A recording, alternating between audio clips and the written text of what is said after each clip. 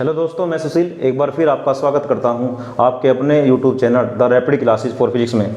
दोस्तों, हमने जो शुरू किया है उसका नाम है प्रकाशिकी, जिसको हम बोलते हैं इंग्लिश में रे ऑप्टिक्स। अभी तक हमने इसकी 2 वीडियो लेक्चर कवर करे हैं, जिसमें हमने काफ़ी तमाम तरह की बातें जानने का प्रयास करा। जिसमें हमने जाना प्रकाश क्या होता है, प्रकाश की किरण किसे कहते हैं, प्रकाश का परावर्तन क्या है, प्रकाश के परावर्तन के क्या नियम होते हैं, प्रतिबिंब किसे कहते हैं, और हमने समझा गोलीय दर्पण क्या होता है। इतनी तरह की बातें हम लास्ट 2 वीडियो में कवर कर चुके हैं। आज का जो हमारा टॉपिक है दोस्त, वो काफ़ी इंपॉर्टेंट है, जिसका नाम है गोलीय दर्पण से प्रतिबिंब बनने के नियम। यानी आज हम ये समझेंगे कि अगर हमारे पास कोई गोलीय दर्पण है तो प्रतिबिंब किस प्रकार बनाता है, उससे हम प्रतिबिंब बनाने के क्या नियम हैं, किस प्रकार से हम किरणों को उस पर डालेंगे और किस प्रकार से मोड़ेंगे। तो आओ शुरू करते हैं आज की वीडियो, जिसका नाम है गोलीय दर्पण से प्रतिबिंब बनने के नियम। क्या होते हैं भाई? सबसे पहले जानने वाली जो मुख्य बात यह है दोस्त, हमें जानना चाहिए गोलीय दर्पण कितने प्रकार के हैं। हमने जो लास्ट वीडियो में कवर करा था वो थे हमारे पास 2 गोलीय दर्पण। एक का नाम होता है अवतल दर्पण, जो कि देखने में ऐसा दिखता है, इसका नाम है अवतल दर्पण। अवतल दर्पण हमारे पास 2 प्रकार के गोलीय दर्पण होते हैं, एक का नाम अवतल दर्पण है, एक का नाम है उत्तल दर्पण। आज जो हम इसमें सीखेंगे वो दोनों ही दर्पण से प्रतिबिंब बनने का क्या रूल होता है, कैसे प्रतिबिंब बनते हैं, उस सबको कवर करेंगे। आज का हमारा इस वीडियो का टॉपिक ये रहेगा कि दर्पणों से प्रतिबिंब बनते कैसे हैं, और वे दर्पण कौन से होंगे, गोलीय दर्पण। ये हमारा मुख्य टॉपिक है, इसी बारे में हम तमाम तरह की बातें करेंगे। ये हमारा अवतल दर्पण होता है, इसका नाम होता है उत्तल दर्पण। अगर मैं अवतल दर्पण की बात करूं, सबसे पहले हम जो पढ़ाएंगे अवतल दर्पण पढ़ाएंगे। अगर मैं अवतल दर्पण की बात करूं, अवतल दर्पण से या किसी उत्तल दर्पण से या दोनों ही दर्पण से प्रतिबिंब बनने के 2 नियम होते हैं। पहला नियम क्या है भाई? पहले नियम को बोलते हैं किरणों के नियम। किरणों के नियम, किरणों के नियम यानी हमें ये पता होना चाहिए कि जब इस दर्पण से किरण टकराती है तो मुड़ के किधर को जाती है, कितना मुड़ती है, ये हम सीखेंगे। दूसरा जो मेन बात है इसके अंदर, उसे बोलते हैं चिन्हों के नियम। चिन्हों के मतलब साइन कि पॉजिटिव नेगेटिव चिन्हों के नियम, इसको हम चिन्ह परिपाटी भी कह सकते हैं। चिन्ह परिपाटी, ये 2 नियम अगर हमने पढ़ लिए तो हम अच्छी तरह समझ जाएंगे कि कोई उत्तल दर्पण या अवतल दर्पण या दोनों कहते हैं कुल मिलाकर गोलीय दर्पण कैसे प्रतिबिंब बनाता है, उसके पीछे क्या क्या थ्योरी है, क्या साइंस है, वो हम सब समझने का प्रयास करेंगे इन 2 नियम को पढ़ने के बाद। तो अभी जो हम शुरू करते हैं वो करते हैं किरणों के नियम। किरणों के नियम, किरणों के नियम, किरणों के नियम में भी हम जो शुरू करेंगे, सबसे पहले हम दिखाएंगे तुम्हें अवतल दर्पण से। अवतल दर्पण के लिए, अवतल दर्पण के लिए किरणों के क्या नियम होते हैं भाई? दर्पण के लिए, अवतल दर्पण के लिए किरणों के 3 नियम होते हैं। एक एक करके देखेंगे डायग्राम के साथ। ये हमारा अवतल दर्पण होता है। इसके बारे में कुछ मुख्य बातें होती है जो मैं लास्ट वीडियो में पढ़ाई थी। इसके ठीक बीचों बीच होता है ध्रुव P, P के ठीक सामने होता है C, इनके बीचों बीच होता है F, और इनमें को जाने वाली होते हैं मुख्य अक्ष। अगर हम इस दर्पण की बात करें, इसमें जो पहला नियम होता है वो कहता है कि अगर कोई प्रकाशीय किरण मुख्य अक्ष के समांतर आती है, अगर कोई प्रकाशीय किरण मुख्य अक्ष के समांतर आती है तो दर्पण उसका परावर्तन करेगा, और परावर्तन के बाद वो किरण फोकस से होकर जाएगी। किससे होकर जाएगी? फोकस से। ये पहला नियम है। प्रतिबिंब बनाते समय हम इस वाली किरण का प्रयोग करेंगे। मुख्य अक्ष के समांतर कोई किरण दर्पण पर डाल लेंगे। जैसे ही दर्पण पर किरण पड़ती है तो परावर्तन होगा, और परावर्तन के बाद वो पर्टिकुलर किरण फोकस में को होकर जाएगी। ये पहला नियम है। क्या कहता है पहला नियम? प्रथम नियम क्या कहता है? प्रथम नियम, प्रथम नियम कहता है कि मुख्य अक्ष के समांतर आने वाली प्रकाशीय किरण, मुख्य अक्ष के समांतर, समांतर अगर कोई प्रकाशीय किरण आती है, समांतर आने वाली प्रकाशीय किरण, आने वाली प्रकाश की किरण, प्रकाश की किरण, मुख्य अक्ष के समांतर आने वाली प्रकाश की किरण परावर्तन के बाद, परावर्तन के बाद फोकस में को होकर जाती है। फोकस F में को होकर जाती है, में को होकर जाती है, होकर जाती है। ये हमारा पहला नियम है किरणों का। अवतल दर्पण से प्रतिबिंब बनाते समय हमें इस बात का विशेष ध्यान रखना है कि अगर कोई किरण हमारे जानकार है तो वो कौन सी है? मुख्य अक्ष के समांतर आने वाली किरण। ये हमारा पहला नियम है। दूसरा नियम क्या है भाई? दूसरे नियम को समझेंगे। एक बार फिर दर्पण बनाते हैं। इसका ध्रुव P, P के ठीक सामने C, बीचों बीच F, इनमें को जाने वाली मुख्य अक्ष। दूसरा नियम क्या कहता है कि अगर कोई किरण फोकस से आती है या फोकस में को आती है, अगर कोई किरण फोकस में को आती है तो दर्पण से परावर्तन के बाद वो समांतर हो जाएगी मुख्य अक्ष के। ये इसका जस्ट अपोजिट है, क्योंकि प्रकाश उत्क्रमणीयता का गुण प्रदर्शित करता है परावर्तन के केस में। ये देखो मुख्य अक्ष के समांतर आई थी, टकराए कहाँ गई, फोकस में को। अगर ये फोकस में को आ गई तो परावर्तन के बाद कहाँ को जाएगी, समांतर हो जाएगी। तो दूसरा नियम क्या कहता है कि मुख्य फोकस में को आने वाली प्रकाश की किरण परावर्तन के बाद समांतर हो जाती है मुख्य अक्ष के। इसको भी लिखते हैं दूसरा नियम। दूसरा नियम क्या कहता है कि फोकस एफ में को आने वाली प्रकाश की किरण, फोकस एफ में को आने वाली प्रकाश की किरण, आने वाली प्रकाश की किरण, प्रकाश की किरण, फोकस एफ में को आने वाली प्रकाश की किरण परावर्तन के बाद मुख्य अक्ष के समांतर हो जाती है, मुख्य अक्ष के समांतर हो जाती है, समांतर हो जाती है। अभी तक जो मैं वीडियो में पढ़ाया तुम्हें उसके बारे में हमने बताया कि ऐसी दो किरणें जानकार है हमारी जिसको हम जानते हैं कि वो परावर्तन के बाद किधर को जाएगी। पहली किरण कौन सी है भाई, मुख्य अक्ष के समांतर आने वाली किरण परावर्तन के बाद फोकस में से जाएगी। और यदि कोई किरण फोकस से आती है तो परावर्तन के बाद समांतर हो जाएगी मुख्य अक्ष के। ये दो किरणें हैं। तीसरा नियम क्या कहता है भाई, तीसरा नियम यहाँ समझेंगे। ये है इसका ध्रुव पी के ठीक सामने सी, इनके बीचों बीच एफ, इनमें को जाने वाली मुख्य अक्ष। तीसरा नियम क्या कहता है, तीसरा नियम कहता है कि अगर कोई किरण सी में को आ जावे, सी माने वक्रता केंद्र, अगर कोई किरण वक्रता केंद्र सी में को आती है तो परावर्तन के बाद वो उसी रास्ते से वापस लौट जाती है। ये नियम नंबर 3 है। अगर कोई किरण सी में को आती है, सी मान बोले तो वक्रता केंद्र सी, वक्रता केंद्र सी, वक्रता केंद्र सी में को आती है तो परावर्तन के बाद उसी रास्ते से वापस लौट जाती है। ये जो चिन्ह है मेरे भाई, ये आने का चिन्ह है और ये परावर्तन के बाद जाने का चिन्ह है। इसको जरा ध्यान से देखेंगे। जिस पर्टिकुलर पॉइंट में को आई, टकरा के उसी में को वापस लौट गई। ये तीसरा नियम है। तीसरा नियम क्या कहता है कि सी में को आने वाली प्रकाश की किरण, सी में को आने वाली प्रकाश की किरण परावर्तन के बाद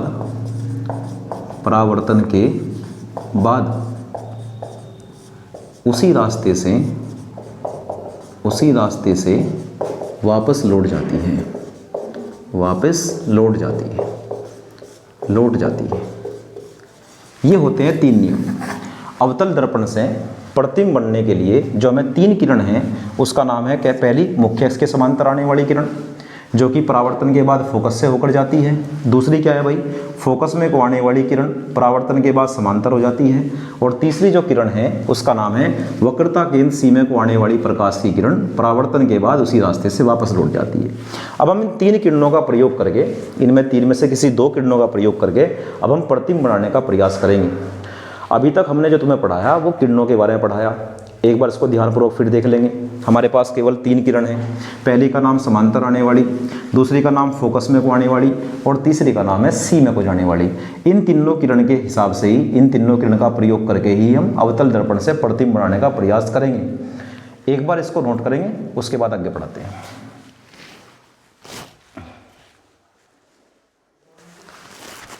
चलिए, अभी तक जो मैंने तुम्हें बताया है वे 3 बातें मैं यहाँ लिख देता हूँ जिससे तुम्हें रिमाइंड होती रहे या बार बार तुम उसको यूज करते रहो।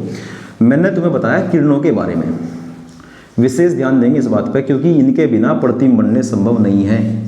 एक बार इसको थोड़ा देख लेंगे। पहली किरण में बनाता हूँ। कौन सी किरण है भाई हमारे पास, पहली किरण वो है जो मुख्य अक्ष के समांतर आती है। ये टकराने के बाद फोकस से होकर जाती है, एक बात। दूसरा नियम क्या कहता है भाई किरणों का, किरणों का दूसरा नियम कहता है कि अगर कोई प्रकाश की किरण फोकस में को होकर आती है तो टकराने के बाद फिर वो समांतर हो जाती है। जैसे मान लो ये किरण फोकस में को आई और टकराई और परावर्तन के बाद कैसी होगी, समांतर। ये नियम नंबर 2 है। नियम नंबर 3 क्या है भाई किरणों का, किरणों का तीसरा नियम कहता है कि अगर कोई प्रकाश की किरण वक्रता केंद्र सी में को जाती है तो वो किरण टकराने के बाद उसी रास्ते से वापस लौट जाती है। जैसे किरण इस सी से आई थी और टकरा के उसी रास्ते से वापस लौट गई। ये तो हुई बेसिक जानकारी किरणों के बारे में। इन्हीं में से किन्हीं 2 किरणों का प्रयोग करके मैं तमाम तरह के प्रतिबिंब तुम्हारे सामने खींच के दिखाऊंगा। अब हम शुरू करते हैं अवतल दर्पण से प्रतिबिंब का बनना।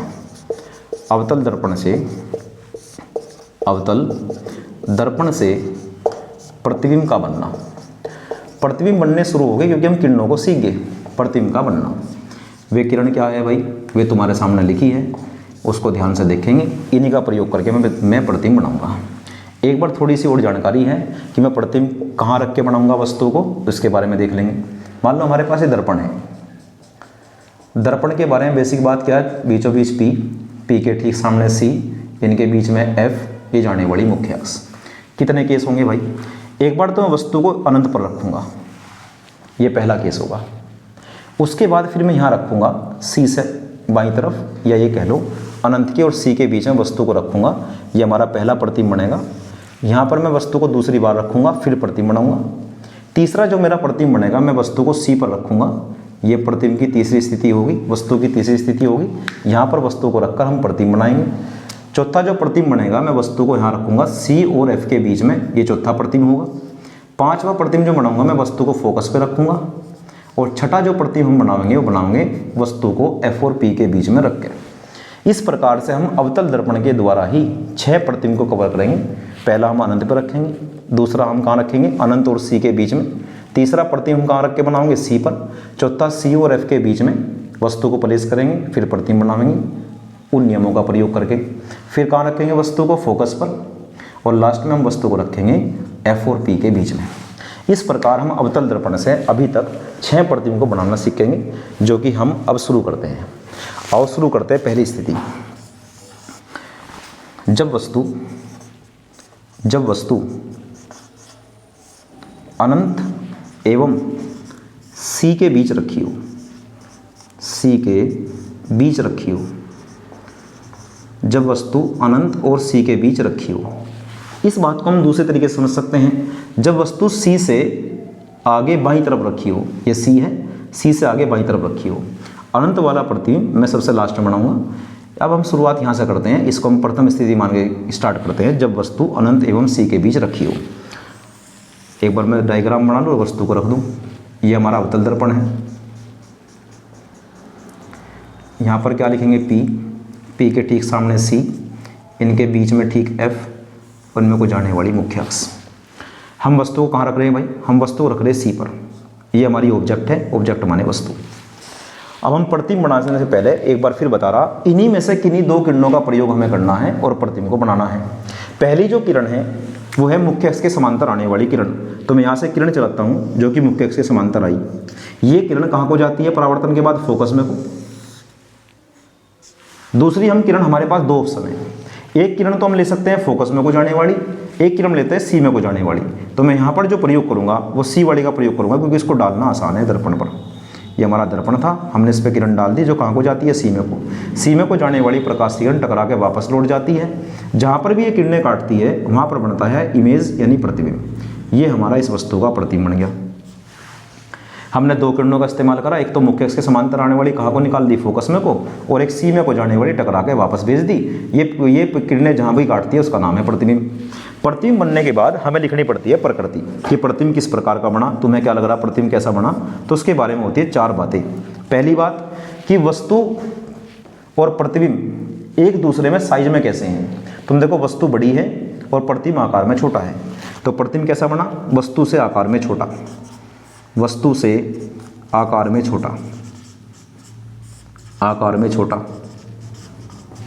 दूसरा, वस्तु का मुंह थोड़ा ऊपर है, प्रतिबिंब का मुंह नीचे है, यानी मुंह से मतलब नोक, वस्तु की नोक ऊपर है और प्रतिबिंब की नोक नीचे है, तो उल्टा बना, उल्टा बना। ये जितनी भी किरणें हैं सब वास्तव में है, प्रतिबिंब वास्तविक बना। तीसरी बात, प्रतिबिंब कैसा बना, वास्तविक बना। और चौथी बात ये लिखनी पड़ती है कि प्रतिबिंब बना कहाँ, प्रतिबिंब बना सी और एफ के बीच में। प्रतिबिंब की स्थिति क्या है, सी और एफ के बीच में। तो अभी हमने जान लिया कि अगर हम वस्तु को सी से आगे रखते हैं या अनंत और सी के बीच रखते हैं तो प्रतिबिंब कैसे बनेगा। एक बार इसको नोट करेंगे फिर आगे चलते हैं।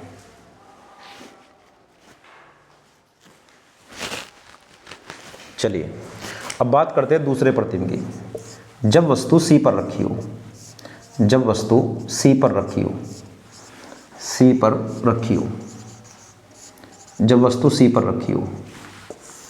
डायग्राम बनाते हैं। ये हमारा अवतल दर्पण है, ये ठीक बीचों बीच पी के ठीक सामने सी, इनके बीचों बीच ठीक एफ, इनमें को जाने वाली मुख्य अक्ष। हम वस्तु को खड़ी करते हैं सी पर। फिर हमारे पास वही नियम है, उन तीनों में से किसी नियम का प्रयोग करना है। तो पहली किरण कॉमन किरण है, ये तो जानी है। मुख्य अक्ष के समांतर आने वाली प्रकाशीय किरण फोकस में को होकर जाती है, एक बात। दूसरी किरण क्या है? दूसरी है फोकस में को जाने वाली। तो हम एक किरण लेंगे फोकस में को जाने वाली। फोकस में को जाने वाली प्रकाशीय किरण दर्पण से परावर्तन के बाद टकराकर समांतर हो जाती है। दर्पण से परावर्तन के बाद टकराकर क्या हो जाती है? समांतर। तो ये यहाँ पर काट गई तो प्रतिबिंब यहाँ बन गया। इस प्रतिबिंब को जरा ध्यानपूर्वक देखिए। जो वस्तु है वस्तु के ठीक नीचे बनता है, जितना साइज वस्तु का है उतना ही प्रतिबिंब का है। तो इसके बारे में जो मुख्य बात बनी वो क्या बनी? वस्तु से आकार में बराबर, यह वस्तु के आकार में बराबर, आकार में बराबर। दूसरी बात क्या है भाई? ये उल्टा बना, उल्टा बना क्योंकि वस्तु की नोक ऊपर है, प्रतिबिंब की नोक नीचे है। ये इमेज है, ये ऑब्जेक्ट है। तीसरी बात क्या है? वास्तविक बना क्योंकि कोई भी किरण आभासी नहीं है, सारी किरण क्या है? वास्तविक। चौथी जो बात है, ये बना कहाँ? वस्तु के ठीक नीचे, वस्तु के ठीक नीचे, वस्तु के ठीक नीचे। ये हमारी दो स्थिति होगी। अब हम तीसरी स्थिति पे चलते हैं। तीसरी स्थिति क्या है भाई? जब वस्तु को सी और एफ के बीच रखा जाता है। जब वस्तु को सी और एफ के बीच रखा जाता है, रखा जाता है। तो ये तीसरी स्थिति है प्रतिबिंब की हमारी। एक बार हम दर्पण बना लेंगे। ये दर्पण है, ये इसका ध्रुव, ध्रुव के सामने सी, इनके ठीक बीच में एफ, इनमें को जाने वाली मुख्य अक्ष।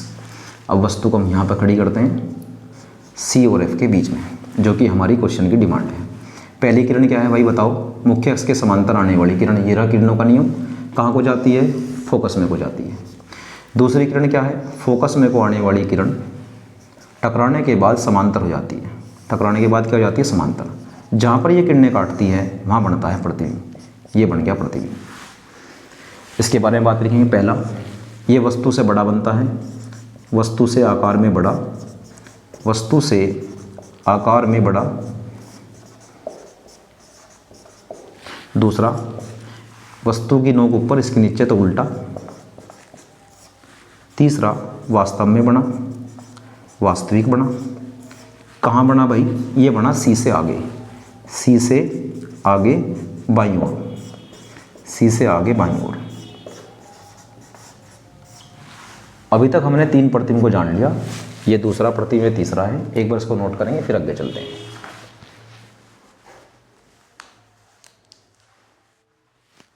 चलिए अब चौथी स्थिति की बात करते हैं। चौथी जो स्थिति बनती है अवतल दर्पण के सामने, जब वस्तु एफ पर रखी हो। ये काफ़ी इंपॉर्टेंट प्रतिबिंब है, इसको जरा ध्यानपूर्वक समझना। जब वस्तु एफ बोले तो फोकस, फोकस पर रखी हो, फोकस पर रखी हो, फोकस पर रखी हो। जब वस्तु फोकस पर रखी हो, दर्पण बनाते हैं। इनके ठीक बीच में पी के ठीक सामने सी, इनके बीच में एफ, उनमें को जाने वाली मुख्य अक्ष। वस्तु कहाँ रखनी है? फोकस पर। एक किरण तो कॉमन है, वो किरणों के नियम लिखे हैं। तीन नियम होते हैं। पहली किरण कॉमन किरण है, वो हमेशा डलती है। ये क्या है? मुख्य अक्ष के समांतर आने वाली प्रकाशीय किरण फोकस में को होकर जाती है। नियम नंबर 1 लग गया। दूसरा नियम क्या कहता है? दूसरा नियम कहता है कि फोकस में को जाने वाली किरण, ध्यान देंगे क्योंकि वस्तु खुद फोकस पर है। किरण चलती है फॉरवर्ड, आगे की ओर। वस्तु खुद फोकस पे है, तो इसमें से ऐसी कोई किरण नहीं है जो फोकस में को चली जाएगी। रूल नंबर 2 फेल हो गया। तीसरा नियम क्या कहता है भाई? तीसरा नियम कहता है कि सी में को आने वाली प्रकाशीय किरण, सी तो बहुत पीछे रह गया वस्तु से, सी में को तो आ ही नहीं सकती। इसका मतलब वो दोनों नियम फेल होते दिखाई दे रहे, पर फेल नहीं है। क्या कहता है रूल? कि अगर कोई किरण सी में को होकर आ जाती है या सी की सीध में आ जाती है, दोनों बात एक ही है, तो मैं यहाँ क्या करूँगा?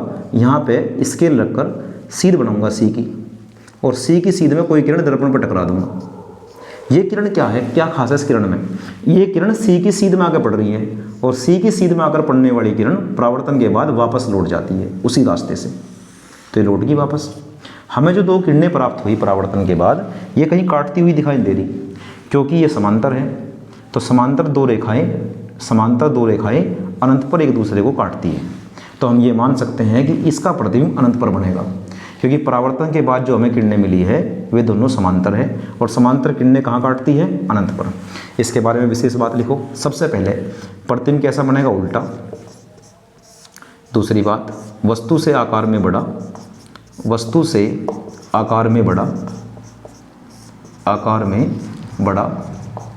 तीसरी बात, वास्तविक बनेगा, वास्तविक। और चौथी जो खास बात है कि अनंत पर बनता है, अनंत पर बनता है। 4 प्रतिबिंब हमारे कवर हो चुके। एक बार इसको भी नोट करेंगे, फिर आगे चलते हैं। चलिए अब हम बात करते हैं 5वीं स्थिति की। अवतल दर्पण से 5वीं स्थिति क्या है वस्तु की? जब वस्तु दर्पण के F और P के बीच रखी हो, P के बीच रखी हो। इस प्रतिबिंब को थोड़ा ध्यान से समझना, क्योंकि इसमें एक लॉजिक है, वो प्रतिबिंब बनाते समय तुम्हें समझ में आएगा। एक बार हम दर्पण बना लेते हैं। ये हमारा अवतल दर्पण है।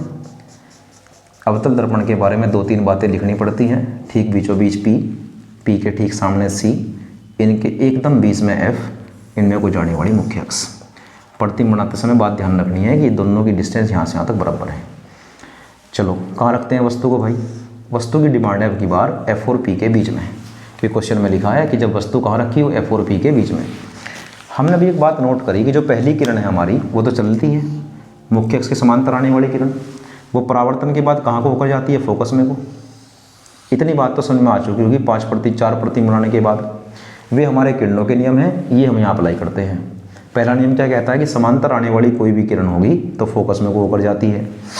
फिर देखो ध्यान से, दूसरा रूल कहता है कि फोकस में को आने वाली किरण, यार जो वस्तु हमारी प्लेस है ना वो तो फोकस बिंदु से आगे है और किरणें चलती है आगे की तरफ, दर्पण आगे है क्योंकि किरण आगे को चलनी है, तो फोकस तो पीछे रह गया, तो ये वाली किरण तो फेल होगी। तीसरा रूल क्या कहता है? देख के बताओ। तीसरा रूल कहता है कि सी में को आने वाली प्रकाशीय किरण, सी तो बहुत पीछे है, प्रकाश किरण सी में को भी नहीं आ सकती। इस स्थिति में हम क्या करते हैं? फिर इस स्थिति में हम कॉमन सेंस का प्रयोग करते हैं कि सी में को आने वाली कहो या सी की सीध में आने वाली कहो, बात एक ही है। तो मैं यहाँ से क्या करता हूँ? स्केल रखकर सी की सीध बनाता हूँ। सी की सीध में कोई किरण डालते हैं हम। ये किरण क्या है? सी की सीध में आने वाली किरण है। ये सी की सीध है, सी की सीध में आने वाली किरण है। ये टकराने के बाद इसी रास्ते से वापस लौटेगी, जब ये वापस लौटेगी इस रास्ते से आएगी। तुम देखो परावर्तन के बाद जो हमें 2 किरणें मिली हैं, ये दोनों किरणें एक दूसरे से दूर होती जा रही, इतने आगे बढ़ रही, तो ये जीवन में कभी आगे जाके तो मिलने की नहीं। जब मिलने की तो प्रतिबिंब नहीं बनने का। प्रतिबिंब क्या होता है? परावर्तन के बाद जो 2 किरणें प्राप्त होती है वे जहाँ काटती है उसका नाम प्रतिबिंब है। परावर्तन के बाद एक तो किरण हमें ये मिली और परावर्तन के बाद हमें एक किरण ये मिली, ये तो 2 जितने भी आगे जा रही उतनी दूर होती जा रही, इनके बीच का गैप बढ़ता जा रहा। तो इस कंडीशन में हम क्या करते हैं? सोचते हैं, इमेजिनेशन करते हैं और आभासी प्रतिबिंब बनाने का प्रयास करेंगे। ऐसा मान लेंगे, फिटी रखेंगे इसके ऊपर स्केल से इसको पीछे बढ़ा लेंगे, जो कि सच में नहीं है, इसको बोलते हैं काल्पनिक रेखा। ये देखो, इसको भी स्केल रखकर थोड़ा पीछे बढ़ा लेंगे। जहाँ भी दोनों रेखा काट जाती है ऐसा मान लेंगे कि वहाँ पे प्रतिबिंब बनता है। ये ऐसा मान लेंगे दोनों किरणें वहाँ से आती हुई प्रतीत होती है। इस स्थिति में जो प्रतिबिंब बना वो रियल में नहीं बना, वो बना काल्पनिक, क्योंकि रियल में तो किरणें कभी काटने की नहीं। इस बार प्रतिबिंब बना काल्पनिक। इसके बारे में लिखते हैं। पहली बात, वस्तु का मुंह या नोक ऊपर है, प्रतिबिंब की भी ऊपर है, ये इमेज है, इसकी भी ऊपर है, इसका मतलब सीधा प्रतिबिंब बना सीधा। दूसरी बात है, वस्तु छोटी है, प्रतिबिंब बड़ा बना, तो आकार में बड़ा, वस्तु से आकार में बड़ा, वस्तु से आकार में बड़ा, आकार में बड़ा। और तीसरी जो बात खास दिखाई दे रही मुझे, ये बना आभासी। अभी तक तुमने नोट करा होगा 4 प्रतिबिंब वास्तविक बने थे, ये बड़ा बना आभासी। चौथी बात, बना कहाँ आई? ये बना दर्पण के पीछे, दर्पण के पीछे। इसलिए ये प्रतिबिंब विशेष है, क्योंकि लगभग सारे प्रतिबिंब वास्तविक थे, ये अकेला काल्पनिक है। काल्पनिक क्यों है? क्योंकि मजबूरी है, ये 2 किरणें कभी आपस में नहीं काटने की, क्योंकि जितना इनकी डिस्टेंस बढ़ती जा रही, बीच का गैप बढ़ता जा रहा, तो ये किरणें आगे तो कभी मिलने की नहीं, इसलिए हमने पीछे हटा के इसको यहाँ मिला हुआ मान लिया। एक बार इसको नोट करेंगे, फिर आगे चलते हैं।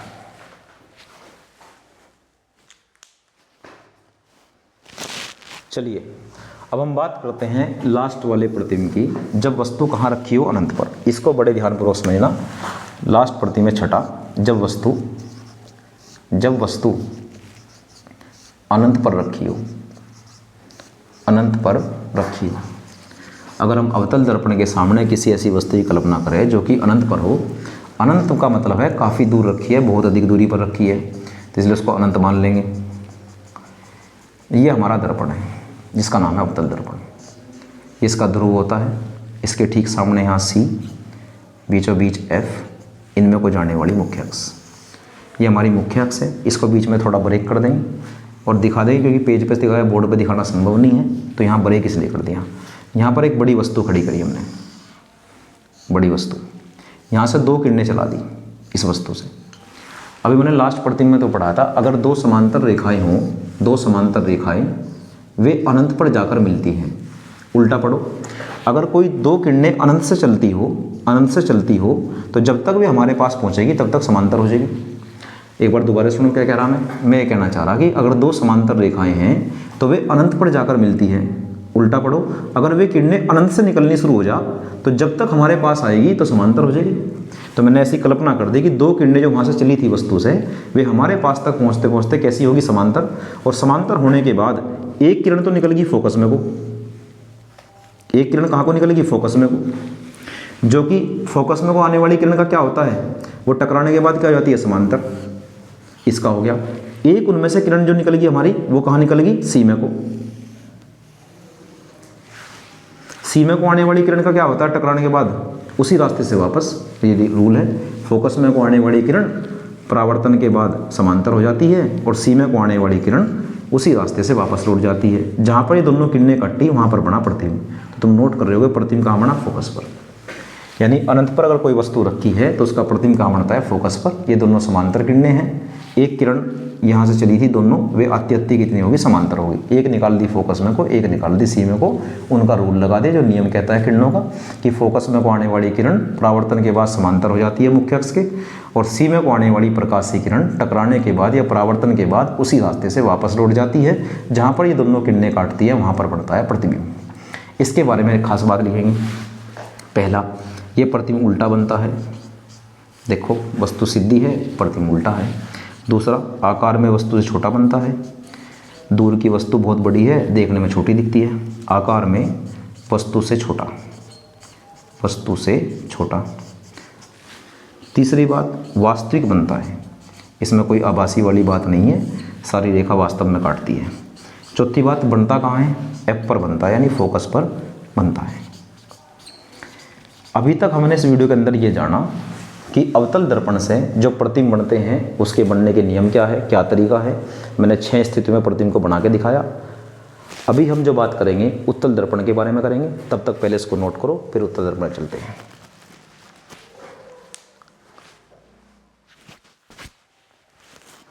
चलिए अब बात करते हैं उत्तल दर्पण की। उत्तल दर्पण से प्रतिबिंब बनाने से पहले हम किरणों के नियम पढ़ेंगे उत्तल दर्पण के लिए। तो अब हम बात करते हैं उत्तल दर्पण के लिए, उत्तल दर्पण के लिए किरणों के नियम। किरणों के नियम यानी किरण कैसे मोड़ता है उत्तल दर्पण, कौन सी किरण कहाँ मोड़ता है, या कोई विशेष किरण है उनके बारे में जानेंगे। स्टार्ट करते हैं प्रथम नियम से। किरणों का प्रथम नियम क्या कहता है। प्रथम नियम, एक बार उत्तल दर्पण बनाते हैं, डायग्राम से समझते हैं। ये हमारा उत्तल दर्पण है। इसके यहाँ पे होता है ध्रुव P, P के ठीक सामने होता है C, इनके बीच में होता है F, इनमें को जाने वाली मुख्य अक्ष। पहला रूल क्या कहता है, पहला नियम कहता है कि मुख्य अक्ष के समांतर आने वाली प्रकाश की किरण, मुख्य अक्ष के समांतर जो प्रकाश की किरण आती है वो परावर्तन के बाद फोकस से आती हुई प्रतीत होती है। तो फोकस ये है हमारा, इससे आती हुई प्रतीत होती है, यानी इतना मुड़ेगी वो परावर्तन के बाद, ऐसा महसूस होगा जैसे फोकस से आ रही हो। ये रूल नंबर 1 है। मुख्य अक्ष के समांतर आने वाली, मुख्य अक्ष के समांतर आने वाली, समांतर आने वाली, आने वाली प्रकाश की किरण, प्रकाश की किरण परावर्तन के बाद परावर्तन के बाद फोकस से आती हुई प्रतीत होती है। फोकस में को होकर नहीं जाती, फोकस से आती हुई प्रतीत होती है। फोकस से आती हुई प्रतीत होती है। फोकस से आती हुई प्रतीत होती है। ये है किरणों का पहला नियम जो हमारे से प्रतिबिंब बनाने से पहले आना चाहिए। बात करते हैं दूसरे नियम की। क्या कहता है दूसरा नियम भाई? नियम नंबर 2 या दूसरा नियम, किरणों का दूसरा नियम। एक बार दर्पण बना के समझते हैं क्या कहता है। ये हमारा उत्तल दर्पण है, इसका ध्रुव P के ठीक सामने C, इनके बीचों बीच F, ये इसका मुख्य अक्ष। दूसरा नियम कहता है कि अगर कोई किरण दर्पण पे इस प्रकार पड़ती है कि वो फोकस की सीध में पड़ती है, तो फोकस की सीध में पड़ने वाली किरण दर्पण से परावर्तन के बाद मुख्य अक्ष के समांतर हो जाती है। ये हमारी मुख्य अक्ष है, मुख्य अक्ष। इस मुख्य अक्ष से क्या हो जाती है? समांतर। कौन सी किरण? फोकस की सीध में पड़ने वाली। ये नियम नंबर 2 है। लिखते हैं इसको भी। फोकस F की सीध में पड़ने वाली किरण, फोकस F की सीध में आने वाली किरण, सीध में आने वाली किरण परावर्तन के बाद मुख्य अक्ष के समांतर हो जाती है। मुख्य अक्ष के समांतर हो जाती है। समांतर हो जाती है। मुख्य अक्ष के समांतर हो जाती है। ये दूसरा नियम है। बात करते हैं तीसरे नियम की। तीसरा नियम क्या कहता है भाई? इसको भी डायग्राम से समझते हैं। ये हमारा उत्तल दर्पण है। ये दर्पण के विषय में कुछ खास बात है। P, C, F और मुख्य अक्ष। तीसरा नियम कहता है कि अगर कोई किरण वक्रता केंद्र C की सीध में आती है, वक्रता केंद्र C की सीध में आती है, तो टकराकर उसी रास्ते से वापस लौट जाती है। वक्रता केंद्र C की सीध में आने वाली प्रकाश की किरण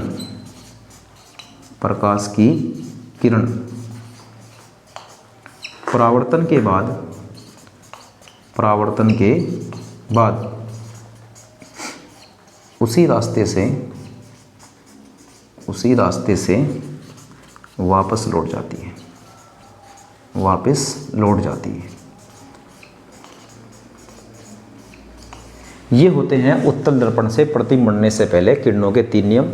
इन्हीं किरणों में से किन्हीं 2 किरणों का प्रयोग करके अब हम प्रतिबिंब बनाने का प्रयास करेंगे। एक बार सब बच्चे इसको नोट करेंगे, आगे बढ़ते हैं।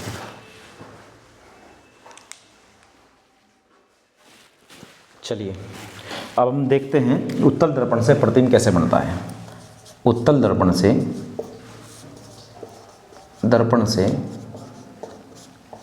प्रतिबिंब का बनना।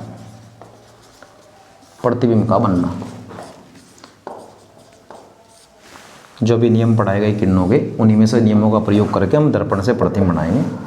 एक बार उत्तल दर्पण खींचते हैं। ये हमारा उत्तल दर्पण है। ये इसका ध्रुव P के ठीक सामने C, इनके बीच में F, इनमें को जाने वाली मुख्य अक्ष। हम कोई वस्तु यहाँ रखते हैं। वस्तु का नाम ऑब्जेक्ट माने O। यहाँ से हम किरणें चलाएंगे। हमारे पास 3 रास्ते हैं। पहला तो है मुख्य अक्ष के समांतर आने वाली किरण। मुख्य अक्ष के समांतर आने वाली जो किरण होती है वो इतना मुड़ती है कि ऐसा लगता है जैसे फोकस से आ रही हो, अर्थात फोकस से आती हुई प्रतीत होती है। ये पहली किरण होगी। इसके बाद हमारे पास 2 ऑप्शन बचते हैं। पहला F की सीध में पड़ने वाली किरण, दूसरा C की सीध में पड़ने वाली किरण। तो हम जो प्रयोग करेंगे वो तीसरे ऑप्शन का प्रयोग करेंगे। कौन से का? कि C की सीध में पड़ने वाली किरण। C की सीध में पड़ने वाली जो किरण होती है वो परावर्तन के बाद उसी रास्ते से वापस लौट जाती है। जहाँ पर ये 2 काल्पनिक किरणें काटती है वहाँ पर बनता है प्रतिबिंब। तो यानी उत्तल दर्पण से बनने वाला प्रतिबिंब प्योर काल्पनिक होता है, काल्पनिक ही बनता है हमेशा। काल्पनिक में भी खास बात है कि वस्तु से छोटा बनता है। इसके बारे में लिखते हैं। पहली खास बात कि सीधा बना प्रतिबिंब। कुछ लोग सीधा कैसे समझते होंगे? देखो, ये वस्तु की नोक है प्रतिबिंब की नोक भी ऊपर को है, वस्तु की नोक भी ऊपर को है, तो सीधा है। दूसरी बात है वस्तु से आकार में छोटा, वस्तु से आकार में छोटा, आकार में छोटा। तीसरी बात क्या है, ये प्योर काल्पनिक प्रतिबिंब है, काल्पनिक बना, काल्पनिक को आभासी भी कहते हैं, आभासी प्रतिबिंब। चौथी जो बात है ये बड़ा दर्पण के पीछे, दर्पण के पीछे। ये किसी प्रतिबिंब के बारे में इतनी बात हमें पता होनी चाहिए या इतनी जानकारी हमारे पास होनी चाहिए। अभी तक जो हमने इस वीडियो में जानने का प्रयास करा, हमने जाना कि अवतल दर्पण कैसे प्रतिबिंब बनाता है, उत्तल दर्पण कैसे प्रतिबिंब बनाता है। यानी हमने रियल में आज का जो हमारा टॉपिक था उसका पहला पोर्शन यानी 50% फर्स्ट हाफ पोर्शन कवर कर लिया। वो पहला टॉपिक क्या था भाई हमारा, किरणों के नियम। अब जो मैं बात करूंगा तुम्हारे से वो करूंगा चिन्हों के नियम के बारे में, कि चिन्ह कैसे होते हैं, किसी का चिन्ह कैसे लेते हैं, तो हम बात करेंगे इस बारे में डिटेल में। एक बार तुम इसको स्क्रीनशॉट लेकर नोट करो, फिर आगे चलते हैं।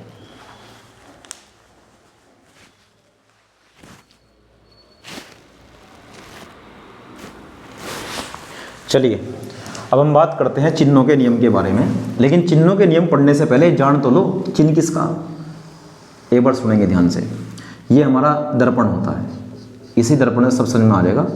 जैसा इस दर्पण में होता है ऐसा ही उस दूसरे दर्पण में होता है, इसका नाम उत्तल दर्पण है। इससे समझेंगे हम। ये ध्रुव होता है पी के ठीक सामने सी, इनके बीच में एफ, इनमें को जाने वाली मुख्य अक्ष। ध्यान देंगे हम दर्पण के सामने कोई वस्तु रखते हैं, उस वस्तु को बोलते हैं ऑब्जेक्ट, ओ। इसका प्रतिबिंब बनता है कहीं भी, जो हम प्रतिबिंब पढ़े हैं अभी बनाने सीखे हैं थोड़ी देर पहले, उसके हिसाब से प्रतिबिंब इसका यहाँ बनेगा। अब देखो जरा ध्यान से, दर्पण में जो दूरियां होती है यार वो ध्रुव से नपती है। तो ध्रुव से एक तो दूरी बनती है हमारी एफ की, इसको बोलते हैं फोकस दूरी एफ, यानी एक तो एफ होता है। दूसरी बात क्या बनी, आई की दूरी, प्रतिबिंब की दूरी, प्रतिबिंब की दूरी को बोलते हैं वी। तीसरी जो दूरी बनती है हमारी उसका नाम है सी की दूरी, उसको बोलते हैं त्रिज्या आर, त्रिज्या आर, ये इसकी सीध में है। और चौथी जो दूरी बनती है हमारी वो बनती है वस्तु की दूरी, उसको बोलते हैं यू। यानी अगर तुम्हें बताऊं मैं चिन्ह किसके लेंगे, चिन्ह इन चार चीज़ों के लेंगे। एक तो एफ का क्या चिन्ह होगा भाई, फिर हम बात करेंगे वी की, वी का क्या चिन्ह होगा, फिर बात करेंगे आर की, आर का चिन्ह क्या होगा, फिर बात करेंगे यू की, यू का चिन्ह क्या होगा। ये चार चीज़ें हैं जिनके चिन्ह के बारे में बात होगी, यानी जिनका साइन क्या होगा, प्लस होंगे माइनस होंगे, उस बारे में बात करनी है। ये क्या है एक बार नाम लिखो, इसको बोलते हैं फोकस दूरी। यानी हमें ये पता होना चाहिए कि फोकस दूरी कब प्लस की लेंगे और कब माइनस की। वी माने क्या होता है भाई, प्रतिबिंब की दूरी। यानी आज हम ये समझेंगे इस वाले नियम को पढ़ने के बाद कि प्रतिबिंब की जो दूरी होती है न्यूमेरिकल करते समय वो कब प्लस की लेंगे और कब लेंगे माइनस की। आर माने क्या होता है भाई, आर माने होता है वक्रता त्रिज्या। यानी वक्रता त्रिज्या जो होती है दर्पण की, उसको हम कब प्लस का लेंगे और कब माइनस का। यू माने स्पेशल बात है वस्तु की दूरी, वस्तु की दूरी कब प्लस की लेंगे और कब लेंगे माइनस की। इसको हम कुछ इस प्रकार समझते हैं। हमने ये पढ़ा हुआ है निर्देशांक तंत्र, इसमें ऐसा होता है, इसका नाम है ओरिजिन, जिसको हम ओ बोलते हैं। अगर मैं इससे बाईं तरफ जाता हूँ, बाईं तरफ, ये इसकी इधर की तरफ क्या है, दाईं तरफ। अगर मैं इस ओ से बाईं तरफ जाता हूँ तो दूरी लेते हैं माइनस की, दूरी कहीं की लेते हैं माइनस की। और अगर मैं इसके दाईं तरफ जाता हूँ तो दूरी लेते हैं प्लस की। क्लियर होगी बात। तो तुम उसके हिसाब से उनकी चिन्ह निकालने के लिए उस दर्पण को ऐसा इमेजिनेशन कर लो, ऐसा मान लो कि वो दर्पण यहाँ रखा हुआ है, जिसका P वहाँ आ गया जहाँ पर वो था। अगर मैं अब बात करूँ रूल के हिसाब से कि P से बाईं तरफ को चली गई दूरी तो माइनस की, और P से दाईं तरफ को चली गई दूरी प्लस की। ये होते हैं चिन्हों के नियम। अगर मैं पर्टिकुलर इस वाले चित्र की बात करूँ तो सभी दूरी कहाँ पड़ रही, P से बाईं तरफ, और P से बाईं तरफ पड़ने वाली सभी दूरी कहीं की लेंगे, माइनस की। तो अगर मैं इस डायग्राम के हिसाब से बात करूं तो ये सभी दूरी कहीं की होनी चाहिए, माइनस की। इसलिए हमें बस ये याद रखना है कि अगर दूरी P से बाईं तरफ पड़ी तो लेंगे माइनस की, अगर P से दाईं तरफ पड़ी तो लेंगे प्लस की। ये होता है चिन्हों का नियम। लिख दो इसको। दर्पण के ध्रुव P से बाईं ओर को चली गई दूरी, दर्पण के ध्रुव P से बाईं ओर को चली दूरी ऋणात्मक लेते हैं, बाईं ओर को चली दूरी लेते हैं ऋणात्मक। दूसरा पॉइंट क्या है भाई? दूसरा पॉइंट है दाईं ओर को चली दूरी धनात्मक लेते हैं। तो हमें बड़ा स्पेशल तरीके से समझना नहीं है, बहुत आम बात है, वही जो हम पहले से करते आ रहे थे कि मूल बिंदु से बाईं तरफ को चली गई दूरी माइनस की और दाईं तरफ को चली गई दूरी प्लस की। अगर तुम्हें याद हो, थोड़ा याद दिलवाऊं, इसको बोलते हैं पॉजिटिव एक्स अक्ष, इसको बोलते हैं नेगेटिव एक्स अक्ष। इधर की दूरी माइनस की, इधर की दूरी प्लस की, उसी हिसाब से निकाल ली गई। ऐसा मान लो कि दर्पण यहाँ रखा हुआ है, उसका ध्रुव वहाँ है जहाँ पर पहले वो वक्र था, ओरिजिन होता था, ओरिजिन के हिसाब से हमने माप लिया। एक बात। दूसरी बात यहाँ देखने वाली पता क्या है? ये वस्तु जो यहाँ पर रखी गई, ये वस्तु की यहाँ से यहाँ तक वस्तु की लंबाई है, वस्तु की लंबाई यानी वस्तु का आकार, वस्तु किस साइज की है, इसको बोलते हैं हम ओ। शॉर्ट में क्या बोलते हैं? ओ। वस्तु की लंबाई ओ। जो प्रतिबिंब हमारा बना, प्रतिबिंब का भी कोई ना कोई आकार होगा, प्रतिबिंब का आकार बोल लो, प्रतिबिंब की लंबाई बोल लो, प्रतिबिंब का साइज बोल लो, उसको बोलते हैं हम आई। तो तुम एक बात नोट करो कि वस्तु तो ऊपर को नपरी, वस्तु की लंबाई तो ऊपर को नपरी, अरे ये रखनी नीचे को। अगर इस रूल के हिसाब से बात करूं तो ओरिजिन से ऊपर को चली गई दूरी क्या होती थी? प्लस का वाई, और नीचे को चली गई दूरी क्या होती थी? माइनस का। यानी अगर ऊपर को चलेंगे तो दूरी क्या लेंगे? प्लस की, प्लस मतलब धनात्मक, पॉजिटिव, और नीचे को चली गई दूरी क्या लेंगे? नेगेटिव। तो इस हिसाब से अगर मैं इस वाले की बात करूं तो ओ माने जिसको मैं कहता हूं वस्तु का आकार, ओ माने वस्तु का आकार।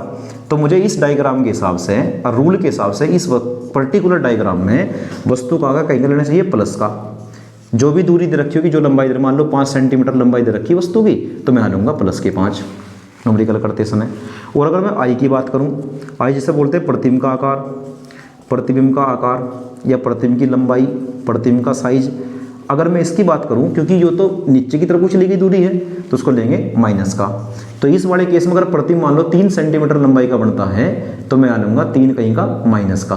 क्यों भाई? क्योंकि रूल कहता है कि इस पी से ऊपर की तरफ को चली गई दूरी प्लस की और नीचे की तरफ को चली गई दूरी माइनस की। ये भी एक रूल है। बाईं तरफ को चली गई दूरी माइनस की, दाईं तरफ को चली गई दूरी प्लस की, ऊपर चली गई दूरी प्लस की, नीचे चली गई दूरी माइनस की। और पूरे हमारे जितना भी हमारे न्यूमेरिकल पोर्शन होगा या हम इस चैप्टर में जो भी पढ़ेंगे, उसमें इन दूरियों से अलग कोई दूरी नहीं बनती।